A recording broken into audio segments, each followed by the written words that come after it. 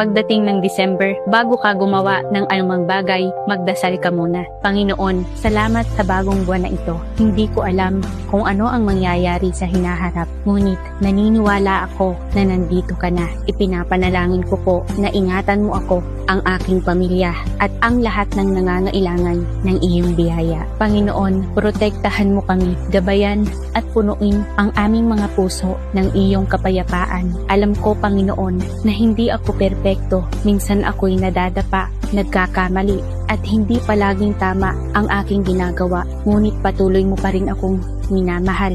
Patuloy mo pa rin akong pinipili. Patuloy mo pa rin akong tinutulungan. Kung saan may pananampalataya, naroon ang pag-ibig. Kung saan may pag-ibig, naroon ang kapayapaan. Kung saan may kapayapaan, naroon ang Diyos. Kung naroon ang Diyos, walang kakulangan. Kaya nga, pinagkakatiwala ko ang buwang ito sa iyong mga kamay. Perpekto ang iyong mga plano. Kahit hindi ko lubos na maunawaan, hindi kailanman nabibigo ang iyong pag-ibig. Diyos, mahal kita at ipinapangako ko na ipapasa ko ang panalangin ito. Kung naniniwala ka rito, isulat mo sa comment ang Amen.